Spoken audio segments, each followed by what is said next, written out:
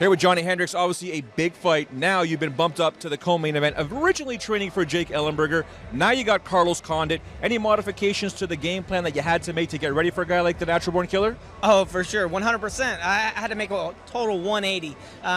He's great on the ground. He's good on the feet, and his wrestling is his only weakness.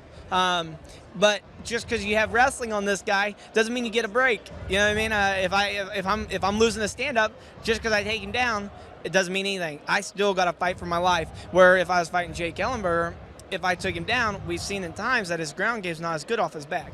So that's something that we were working on. You know, how do we do this, and this, and all of a sudden, you know, you got to switch it. Okay, well now we got to really focus on the jiu-jitsu, because if I don't and I end up in that situation, it might be a quick night for me. Let me give you some MMA math, and here's what I believe, and this goes back to the boxing days. You're going to probably disagree because of your position, but I'm going to throw it to you anyways. To be the number one contender, you got to beat the number one contender. I don't believe losing a title fight makes you 3, 4, 5. It doesn't mean that you're not the number one contender, but in my opinion, to officially get the status of number one contender, you'd have to beat a guy like Carlos Condit, who's the last guy that George St Pierre fought. Agree or disagree? I disagree, because then that means that then for me to go for GSP, I'd have to fight Nick Diaz now. Well, we can agree that Nick Diaz technically isn't the number one contender, but only George wants to fight him. Right, but you're saying on your mathematics and your logic, anybody who fights the champ, they gotta beat them before you can get to them. So that means you're gonna have to fight 2 more fights just to get to the champ. You see what I'm saying? So just because you lose to the champ, Carlos Condit is still number 3. You know what I mean? Because you're number 1. Well, I'm number 2. Yes. You know what I mean? I'm number 2, or I'm number 1, and Carlos Condit's number 2. But that doesn't mean that.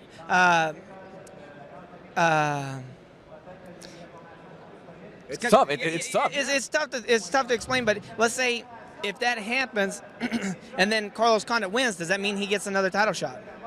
I don't believe so.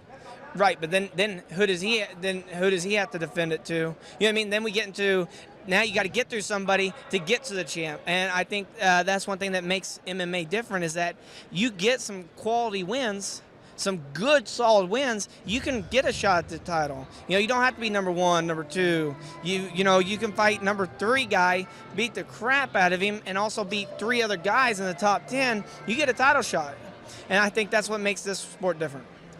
You talk about a situation like Carlos Condit, a guy that just does not go away in his fights. We saw what happened with Jake Ellenberger when he fought him. He beat him down. He came back. He won that fight. Controversial, but he won that fight. You take a look at that fight with Rory McDonald they had in Vancouver. Rory dominated him for 2 rounds. Carlos did not go away. Versus George St Pierre, 3rd round, left high kick, nearly drops him. Yeah. Or drops him, but nearly finishes the fight. Yeah. How difficult do you think this is going to be? Are you expecting a 15-minute war with this guy, or are you going to go in there and try to finish him right away? Heck no, I know he's tough. I'm going for a 15-minute hard fight. Now, if the opportunity comes that I can finish it, you better believe I'm going to jump all over it. But whenever I got this fight, I was like, dude, this is going to be the 15-minute. This is going to be the hardest fight, you know. And one of the, you know, has potential to be, hopefully we can get fight of the night. You know, that's what I'm shooting for.